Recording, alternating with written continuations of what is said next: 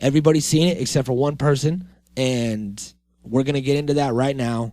Myself, Joey Black, Half Baked. The Natural Habitat Podcast.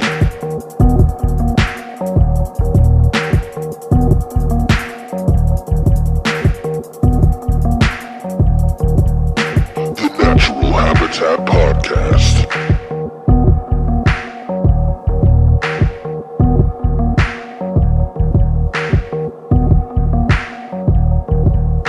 The Natural Habitat Podcast. Blip, blop, bloop. Those are the words I say when I'm erasing and starting recording and engaging the session. Blip, blop, bloop, blop. Welcome to the Natural Habitat Podcast, everybody. My name is Mikey Booyah. My name is Unknown. Joshy Versace coming at you. And we're here on another beautiful day with you. And word on the streets is that you are under the influence of marijuana. That's what I heard. And don't worry, I'm not going to tell anybody. We're not going to tell your parents or your boss. Just go ahead and roll up another one, light it up. We're going to be smoking as well. And we're going to get into a stoner classic that we both love dearly, near and dear to our heart. And that movie would be Half Baked. You saw it in the description, so you know already. I'm explaining something that you already know. That's the strange thing about podcasts. It's like people try to drop bombs on podcasts. They'll be like, all right, and we're here to tell you about this great thing. And it already said it in the description. So all of this is pointless. You know what I mean? Everything's redundant. Yep.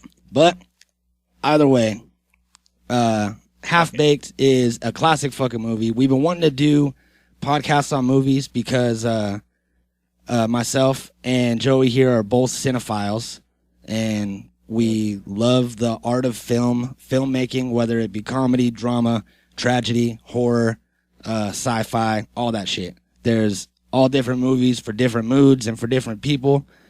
And, a lot of time and money and effort goes into making these movies. A lot of people don't understand that movies are in production for years sometimes, Yeah. And if you put in all the writing and all of that shit and all the editing afterwards, it's crazy. And people do a lot of work just to entertain us for an hour and a half or what have you.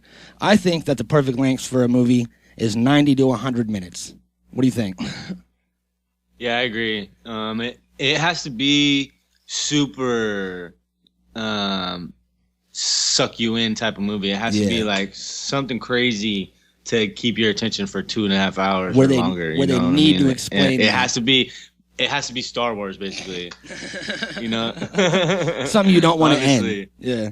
Yeah, there's not many movies that can go like we've touched on this before. We talked about what's Avatar, and about how that was such a good movie and like how intense it was and like all the depths to it, everything, and the fact that we couldn't really watch it more than once or twice because of how long it was. Yeah. You know what I mean? Like it was a piece of movie perfection in itself. It was something where there was none like it. You know what I mean? It was completely original and it just nobody else could have remade it. It couldn't have gone any other way. But it was missing that replay factor.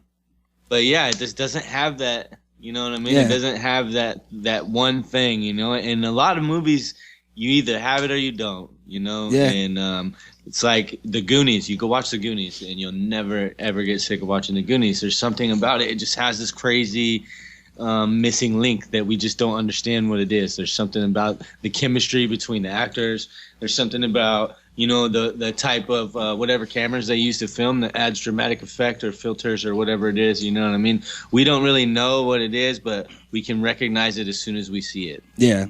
And I think that it's been more and more today. There's been a lot of movies that are only good for one run. Like that's been a more reoccurring theme where a movie's really, really good, but the way that they unveil things and plot twists and all this shit, it makes it only good for one viewing, and then after that it's kind of pointless.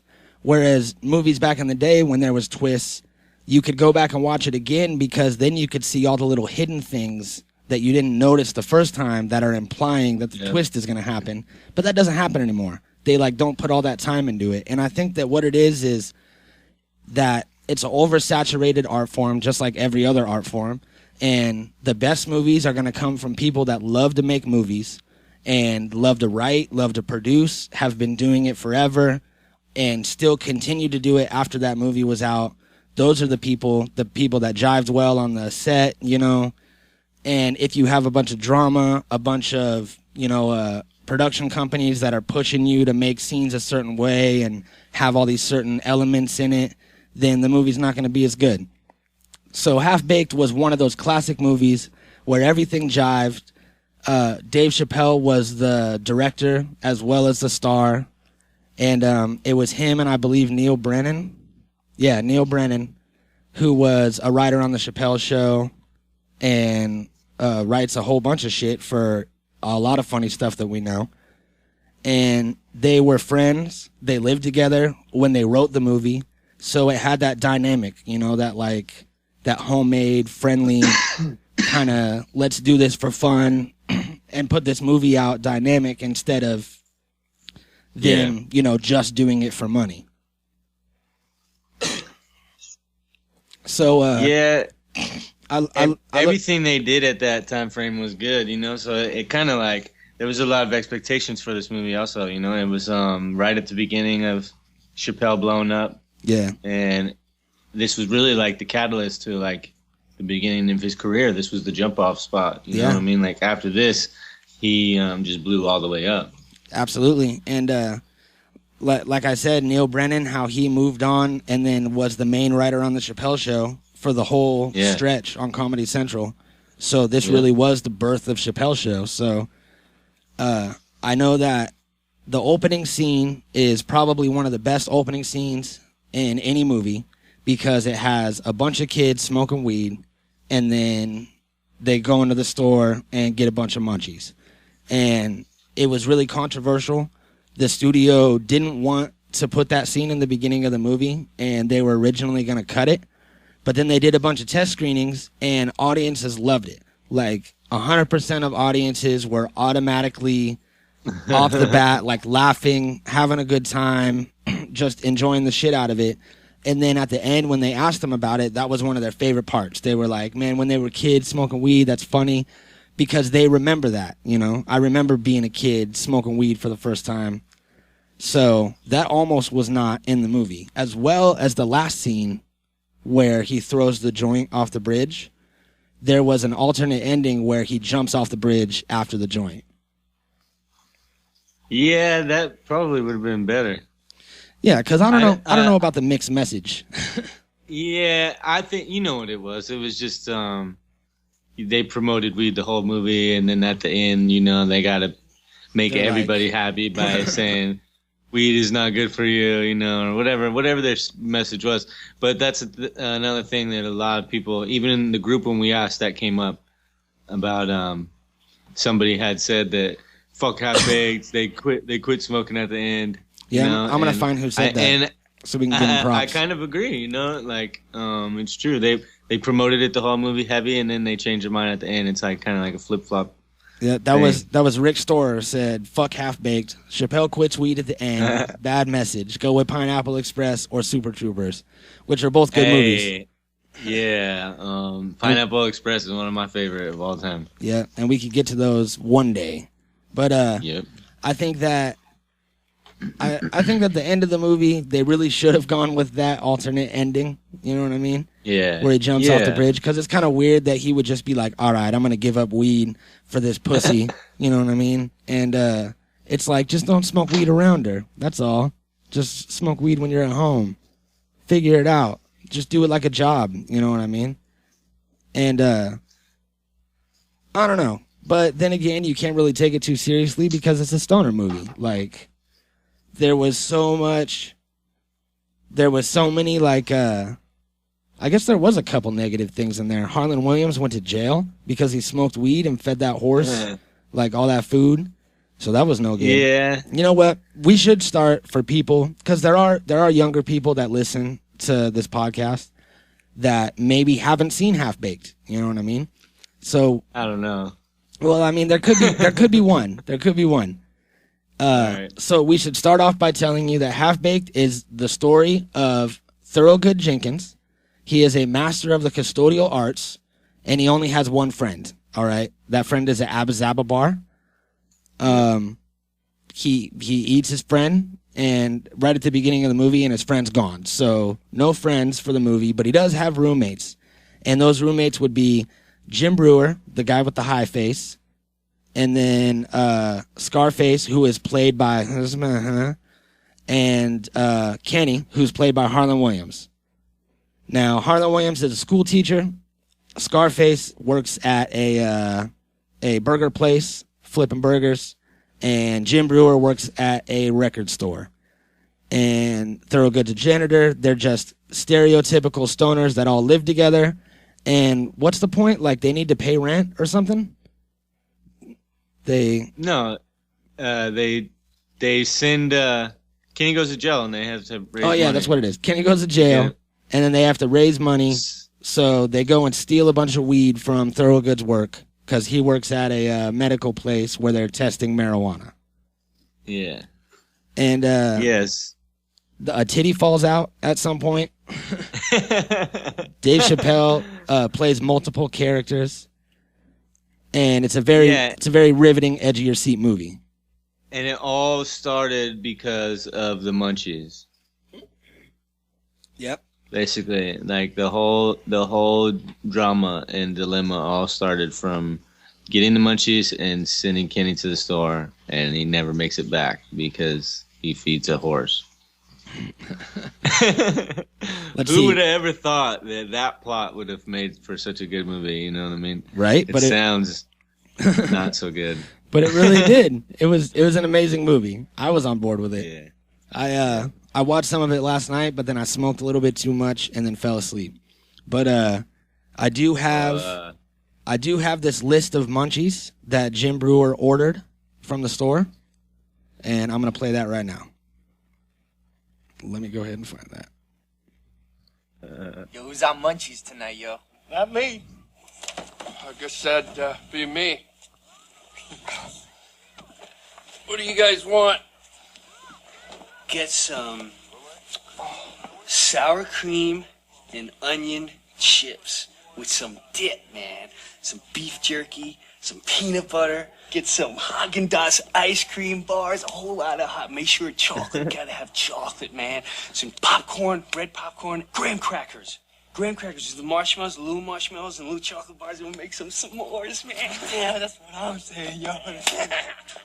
Also celery, grape jelly, Captain Crunch with the little crunch berries. Pizzas. We need 2 big pizzas, man. Everything on them with water, whole lot of water. Whole lot of water.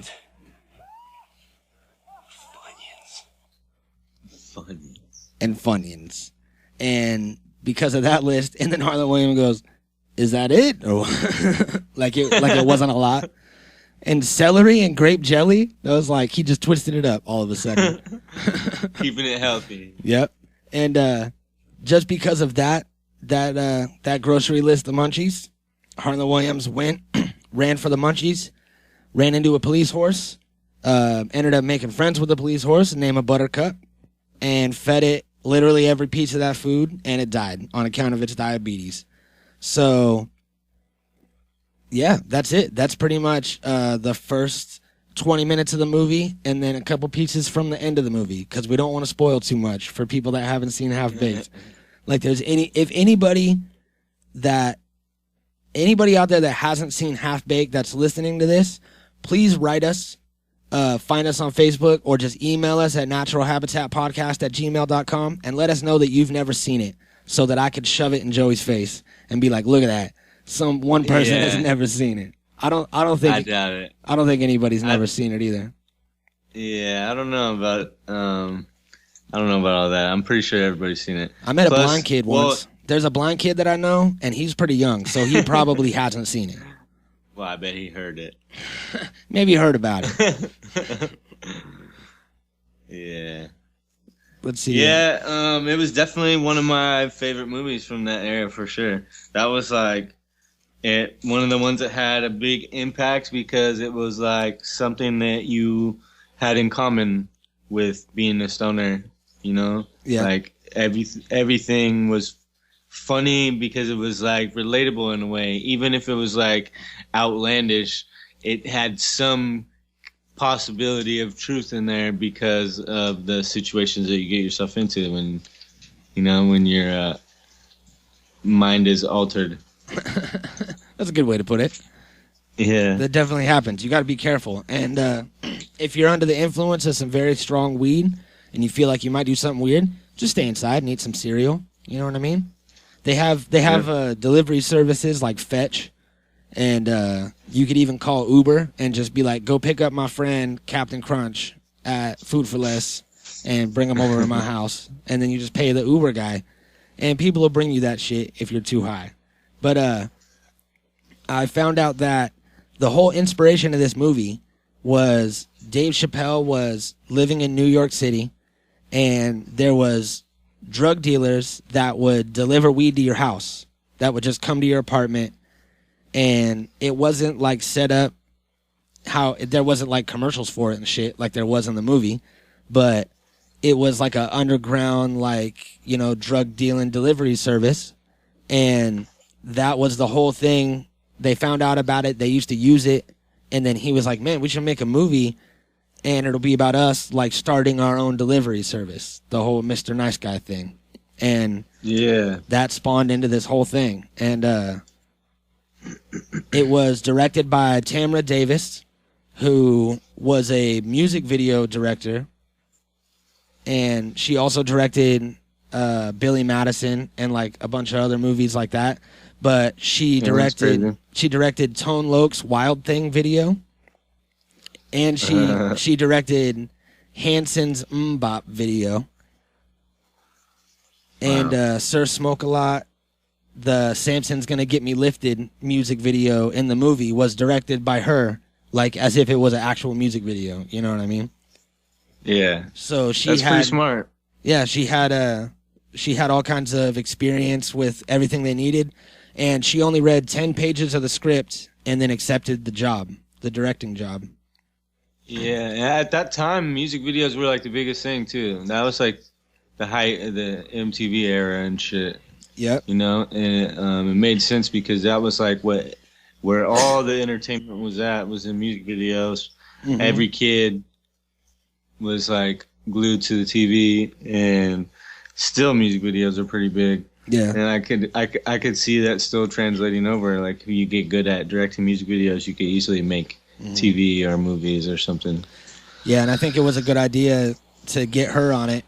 And yeah, I also found out that their apartment was designed after the Beastie Boys recording studio, their Grand Royal studio. And like the whole inside of their apartment with the colors and like the bong table, it's like you're inside the Beastie Boys recording studio. And oh, that's sick. That's because Tamra Davis, the director of the movie, is married to Mike D from the Beastie Boys.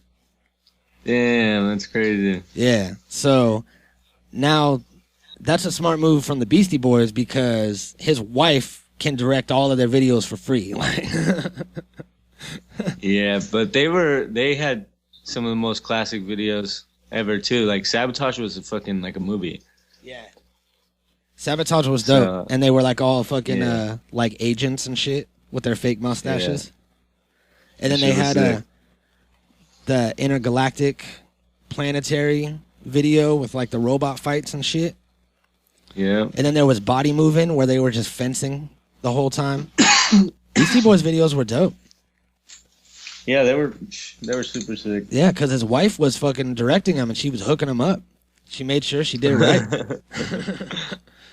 Funny. Yeah, so that's cool that I didn't realize until I did this research that, you know, that she was involved in it. And, you know, I recognized her name and I knew her work.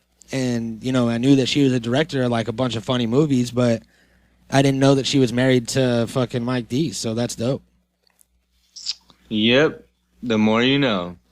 And then also there was a whole fuckload of cameos Yeah, I was just gonna say that too. Like that was always one of the biggest selling points for me coming up too, is because movies felt like they were co-signed by all the cameos. You know what I mean? Like if they got all the right people in it, then it made you more inclined to like it. Yeah, absolutely. There was this is not a full list, but there's Tracy Morgan, Jon Stewart, Tommy Chong, Willie Nelson, Snoop Dogg, Janine Garofalo, Stephen Baldwin, and Bob Saget.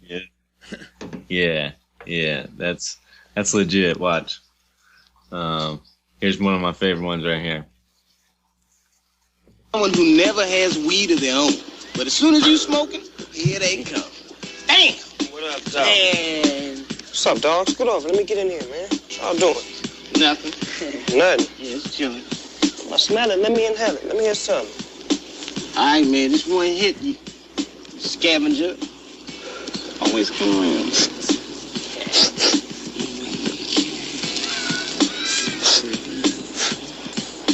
Smoke weed in peace. I ain't even hit the motherfucker yet. Back up, man. You know we sell this. I don't know if you knew that. It's too bad, man. I just stopped smoking yesterday.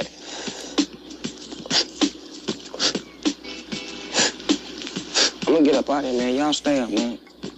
Nice seeing y'all. Yeah. Then there's the you should have been there smoker. Nice seeing y'all. All right, I have an interesting fact about that too.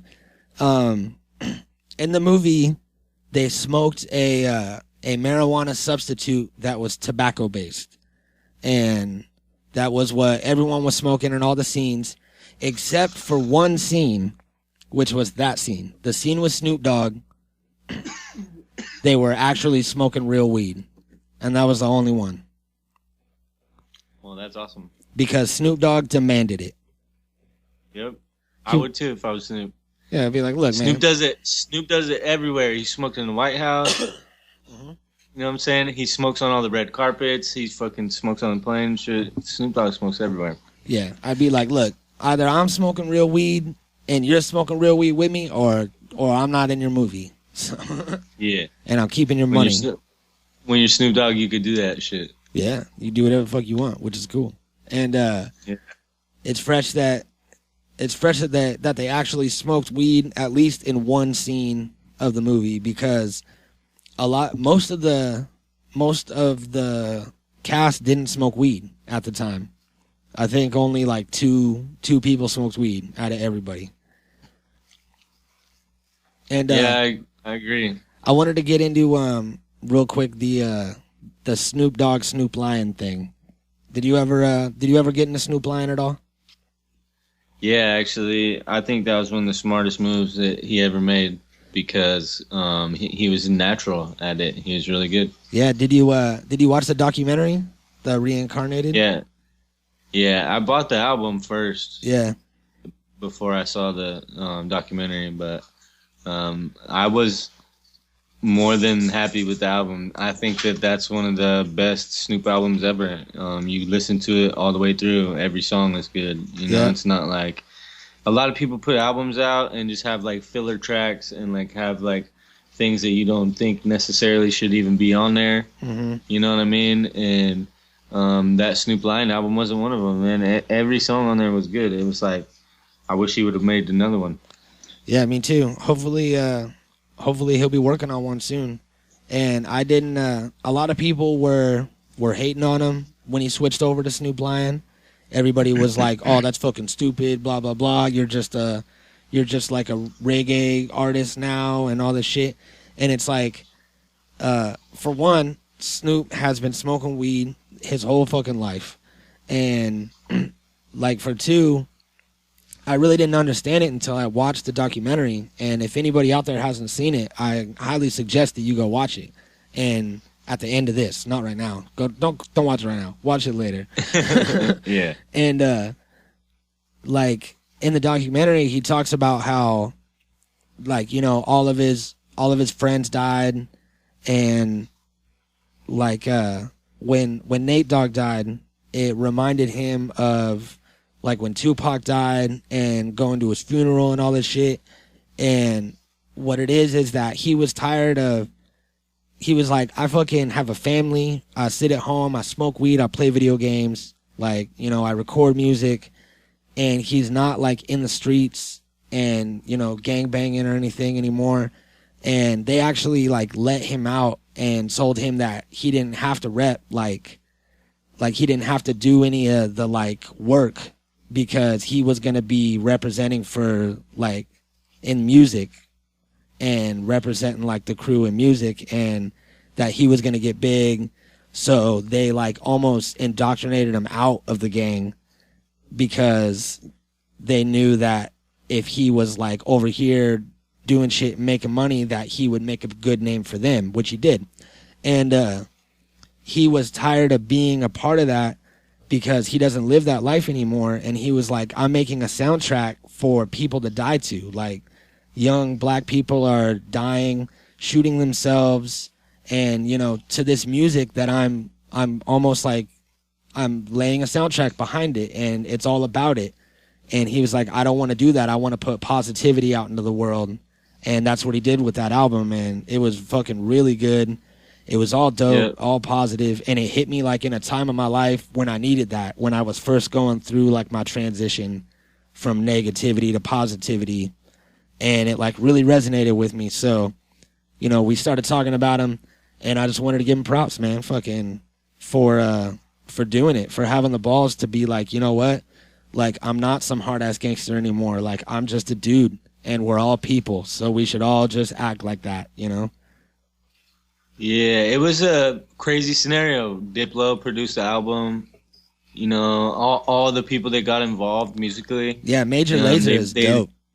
Yeah, they did the whole fucking thing in Jamaica. You know, like, it's crazy, man. It was like the perfect storm to have a once in a lifetime experience, and he fully did it. And he did a great job doing it. You know, like he bested any expectations that I had. Yep.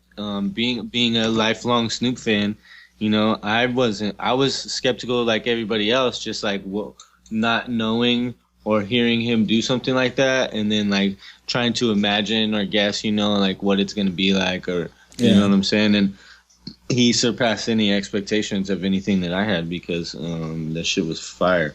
Yeah, he schooled it. So so go watch it and then go buy that album. And anyway, back to Half Baked. Yeah. There was another thing that I found. The guy on the couch was he was an actual guy on the couch that would come and sleep on Chappelle and Brennan's couch while they wrote the screenplay for the movie. So yeah, he was just a friend that would always come over and just kind of crash on the couch, and he would always be sleeping there while they were writing, and then he would mumble stuff, and they'd be like, "Hey guy, did anybody call today?" No. So that's a real thing. And then they gave it to comedian Stephen Wright, and I forever thought that role was played by Dave Attell for some reason.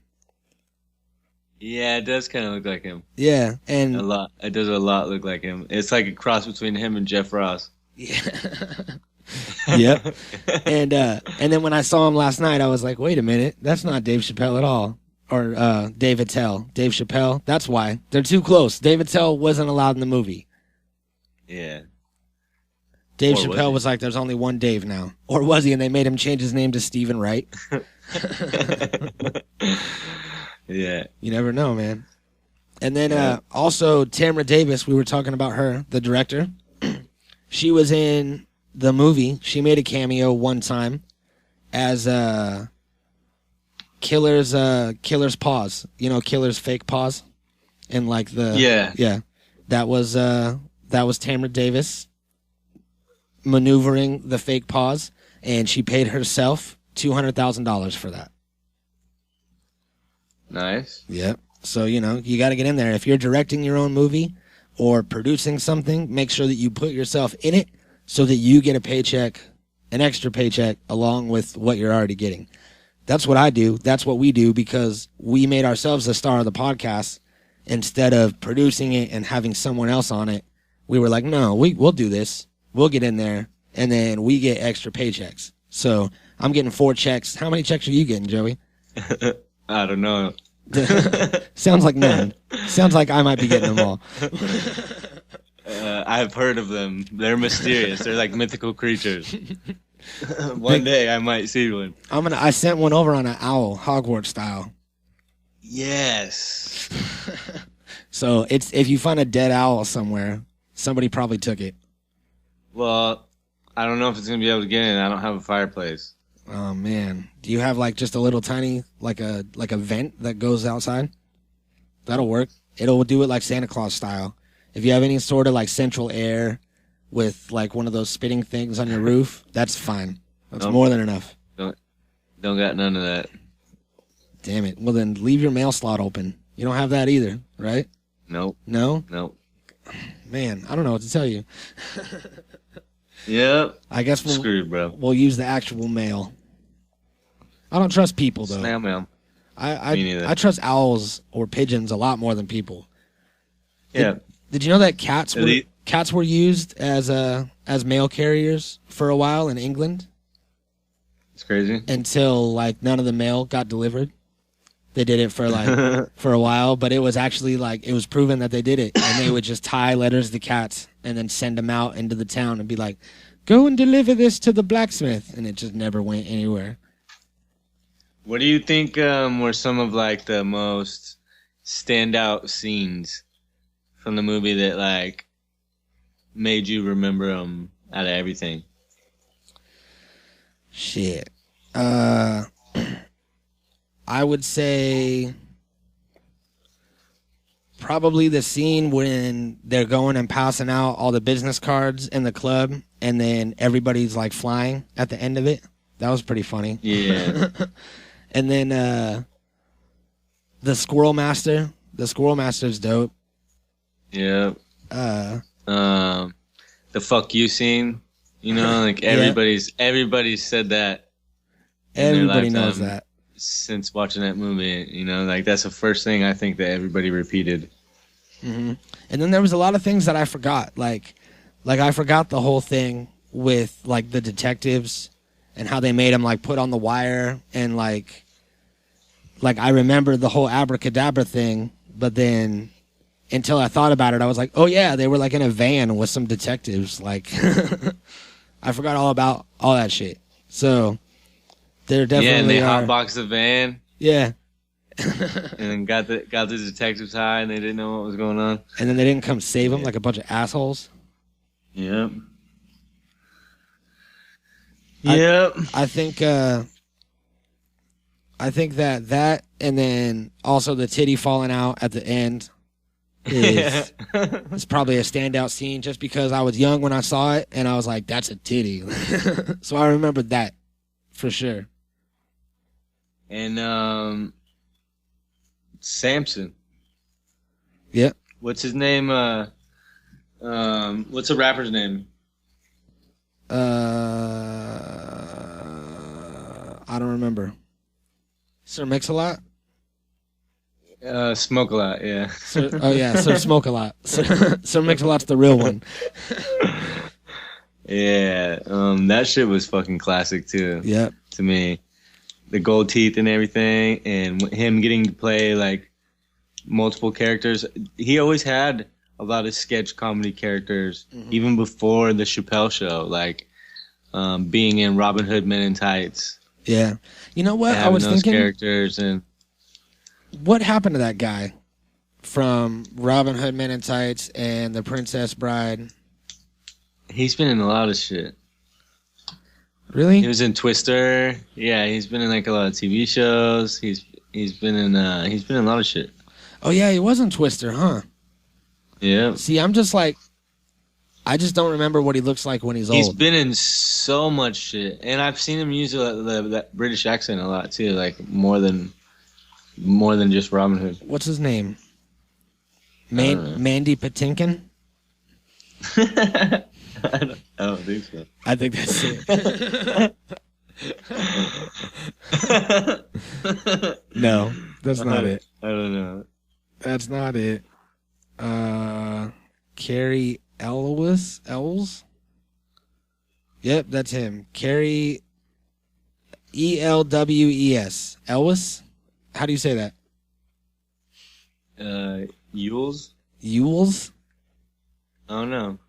Yeah, well, that's his fucking name, and he looks old now, and I'm trying to find something that he was in recently.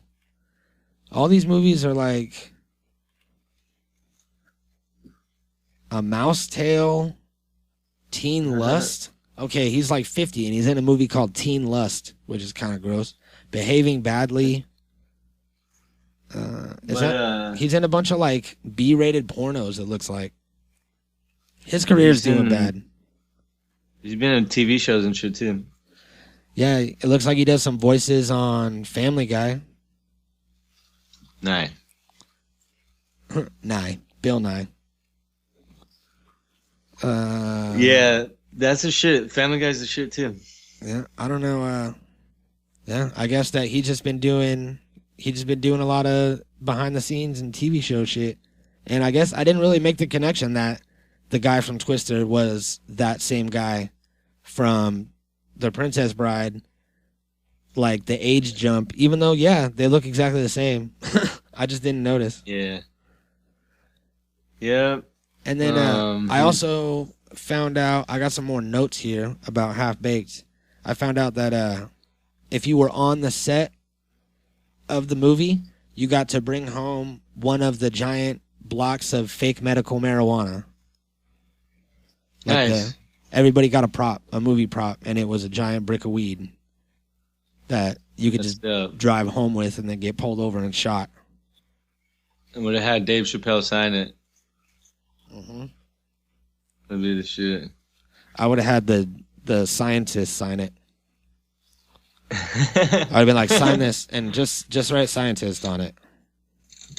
Scientist number 1. Thank you, janitor. Thank you, scientist. Yeah, that's a good movie. Yeah, and then there was one more thing. Oh yeah, Jerry Garcia, his cameo in it was non-existent because that was not Jerry Garcia, and a lot of people were fooled. It was a Jerry Garcia impersonator by the name of David Bluestein. Stain or Steen? I don't know. It depends on what history timeline we're in. I can't believe that Joe Rogan stole our fucking our topic. We're talking all about Mandela effect and the Berenstein Bears, and then they listened to it because we posted it on their Twitter, and then now he's talking about it, and everybody's all like, "Oh yeah, let's just talk about it like we didn't hear them talk about it." Give us credit next time, all right, Joey? Nah, it's cool. It's cool. we're winning. We're winning. Yeah, it's true. But yep. There was something else I wanted to get into. Oh yeah, David Chappelle. So, a lot of people don't know the actual story of Dave Chappelle and the Chappelle Show. Like, if you still ask people to this day, people will go, "Oh yeah, Dave Chappelle went crazy and he went to Africa and was in like some insane asylum." You remember hearing that, right? Yeah, I remember hearing a lot of rumors and shit like that for sure, but it was all bullshit. Yeah. And what happened was, for people that don't know, what happened was Chappelle's Show got really big and the advertising revenue was off the hook with that show. They were making all kinds of money. And I mean, think about it. Do you remember watching the show? That show pissed me off more than any other show because it would go like a skit and then 5 commercials. And then he would talk and then he would do a skit and then he would be like, "We'll be right back." And then it would do like a bunch of commercials. And there was commercials in between each skit. It would never do like 3 skits in a row. You know what I mean? And, that's a lot of money that they were making because they were just shoving commercials down people's faces. And yeah, the executives came to him, those goddamn executives.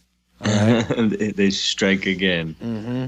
The executives came to him and they go, David, we have a proposition for you. And then David goes, I told you my name's Dave. Don't call me David. It's weird. And then they go, David, the advertisers, we were talking to him, and I believe it was Tide. Tide was the advertiser at the time. They were like a big one. There was always Tide commercials in Chappelle's show on Comedy Central. And Tide approached Comedy Central and said that they would triple their their advertising payout.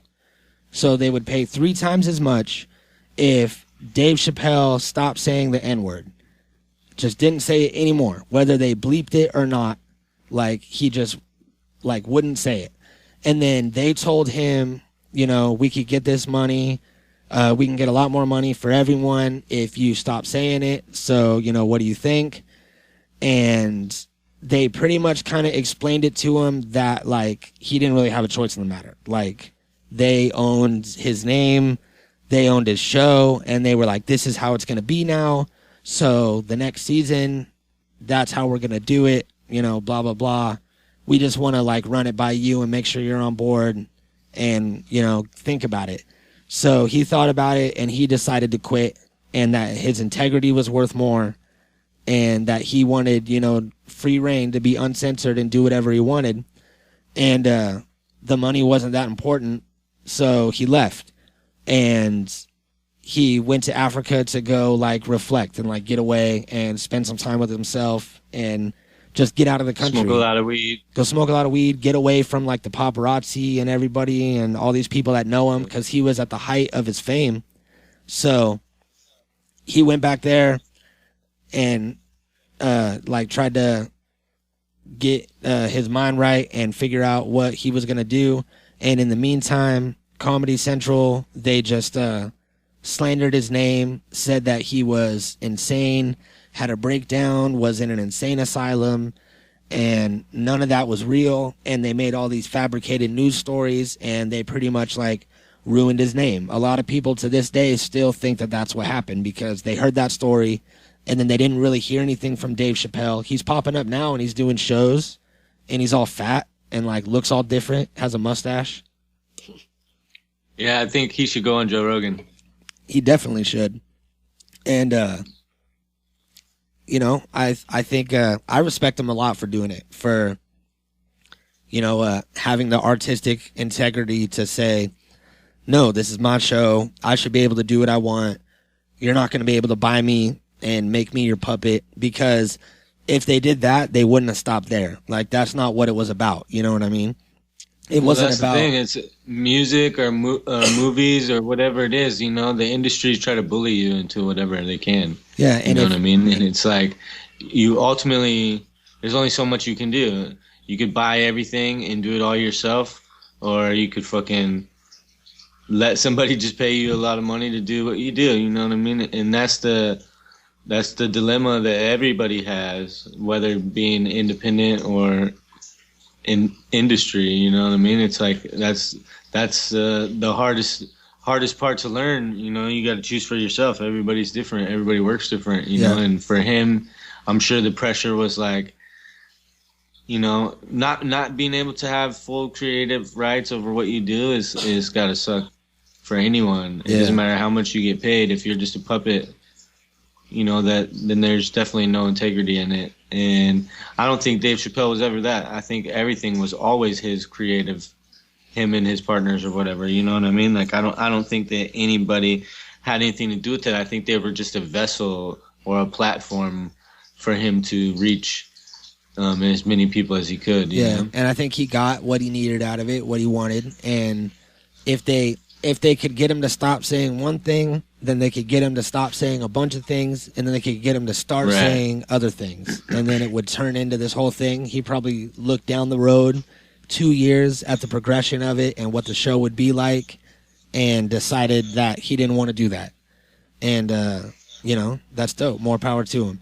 And I know that his shows are, like, really sneaky, and he announces them the day of, or the day before, and he'll be like, I'm going to be here doing this show. And they sell out immediately. So one of these days I want to try to catch a show there is word that he's supposed to be doing a tour in 2016 and setting up like a small tour. So maybe we'll have to go see that if it's in Hollywood. Yeah, that'd be the shit. Yeah, that'd be history for sure. Yeah. Because Dave Chappelle, man. Dave Chappelle has he's given me hours of entertainment in my life. You know, I love all of his shit. And I met him one time, and he was super weird and really nervous. But I also like had my face painted and was with like 2 other people, and we like ran up on him in a store. So like when I look back at it, I'm like, yeah, of course he was weird. But when I was a kid, I was like, man, Dave Chappelle's a dick. But then I realized that we just kind of ran up to him with our faces painted like clowns in the middle of a store when he was trying to make a purchase. And like, I asked him if he was going to the Tech 9 show. I was like, hey man, you going to the Tech 9 show? And he was like, that's why I'm here. And then I was like, all right, cool. Take it easy. It was nice seeing you. Or something. Like I acted like we were friends. And then I was like, what the fuck? That's what I always do when I meet important people. I just get all weird and all nervous and shit. That's funny. I did that over here. We went to the new Teenage Mutant Ninja Turtles movie. Yeah. And when we came out, fucking Craig Robinson was standing there in the lobby and shit in the movie theater. And at the premiere, they gave us like these turtle masks, you know, that you wear over your eyes. They were like different colors and shit. And they give you like a poster and whatever. And I come out and I see this fool standing there, and I got this poster in my hand, and I just point at him with the poster. I didn't even say anything. I just looked at the group of people that I was with. I just like pointed at him with the poster, and then looked at everybody. I was like, "You see this?" You know, like I wasn't even. I didn't even think it was real. I was Did like, he look at you? That ain't him. Yeah, for sure. He looked and he was like, "What the fuck is with this guy?" Yeah, I didn't say anything. I just pointed at him with this poster. It was funny, dude. Super funny. It happens, man. No matter what you do. A couple weeks ago, I was fucking driving over by Roscoe's Chicken and Waffles, and I saw the game walking down the street. Damn. And I was in the car with like my brother and his girl and my girl, and I seen the game walking with the group of people, and I'm like, "Yo, game, what up?" Turn around and he looked, and then once he seen it was like this white dude, he was just like, and he just kept walking. What up? Yeah, it was funny to you randomly see people out here all the time. I saw Tim Allen at a pizza place one time. Yeah. Just sitting there eating pizza and shit. I see Officer Dangle from Reno 911. Yeah. I see him all the time. Tom Lennon? He either lives right next to or he's always there over on this place close to my house where like I go eat sushi and shit all the time. Yeah. He's always there. Yeah, Thomas Lennon. He's dope. He's hella funny. Yeah. Did you see Harold and Kumar Christmas? Yeah. He was dope in that. I know that he's on Comedy Bang Bang, the TV show, a bunch. Yeah, in the Harold and Kumar Christmas, he was like kept saying Wu-Tang Clan wrong. he was like Wu Gang Clams. Wu Gang Clams. And he's like Wu-Tang Band, and like he just kept coming up. Yeah, he kept coming up to all these funny ass names, dude. It was sick. It was funny. Yeah, he's funny. I know that we went to Hollywood like a few years ago, and it was fun. We like went and we just went there for like a day trip, and we went and drove around, and we drove around in Bel Air, like up in the fancy neighborhoods, and then we went down on like Hollywood Boulevard or Sunset or something, where like the movie theater is, and there's like a movie theater with like some red carpet thing going on, and we went and like we stopped at this Starbucks, and like I heard this dude talking about Billy Idol's party. Like, he was like, man, Billy Idol's party was so crazy last night. And then, like, he was like, yeah, I know, man, fucking blah, blah, blah. It was nuts and, like, all this shit.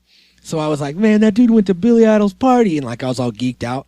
So the whole night I was like, Billy Idol's party. I was at Billy Idol's party. Like, I just pretended that I was there, you know? So, like, we go and we park the car, like, a couple blocks up. And then we go to walk down, like, to the main strip to go walk around and, like, get something to eat. And fucking, we've stumbled across, like, these two homeless kids that are, like, walking around. They got, like, backpacks and blankets and shit. And they're like, what's up, man? You got a cigarette? And I was like, yeah. And I gave them a cigarette. And then they're all like, what are you doing tonight? And I was like, I don't know, man. Just going to go get into something. And then I was like, man, we went to Billy Idol's party last night. And then he was all like, really? I was there too. And I was like, no way. And he was like, yeah, man. I was like in the bushes. And then he like throws himself into the bushes that we were like standing by. And he's just like laying in the bushes. And he was like, this is where I was at Billy Idol's party.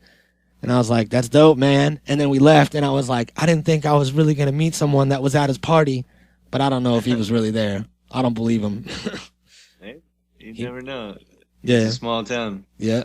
So, yeah, it was fun. It was a lot of fun there. I remember walking around, and the closest that I saw was that guy that went to Billy Idol's party. That was the closest to anybody famous. Yeah, you guys spend a little more time than that. Yeah. And you'll just randomly see strange people. Yeah, I know that we're definitely going to come and visit sometime soon. Come down and visit. Yep. And go see the town. You could take me to that sushi place where Tom Lennon hangs out. And the ghost of John Lennon wraps up California rolls. Yep. It's going to be great. I can't wait. Yep. All right. Well, anybody that hasn't seen Half Baked, that one person, go ahead and email us and let us know, and go and watch it. And everybody else, now's a good time to go and rent it, pull it out of your DVD collection or your VHS tape box, and get down on it. Roll a fat one and watch Half Baked. That's what I'm gonna do. Smoke it up. All right, and we will see you on Saturday, bitches, with a brand new episode, and it's going to be all about, I don't know yet. I don't know what it's about yet, but it's going to be good. It's going to be great. To be continued. Wait, hold on. Didn't we already record it? I don't know. What was it about? Didn't you and me and Bill just do an episode? Nope. Oh, yeah, you're right. I forgot. We're in podcast time right now and not in real life time. All right. Sorry. Everybody, have a great fucking day, and peace. The Natural Habitat Podcast.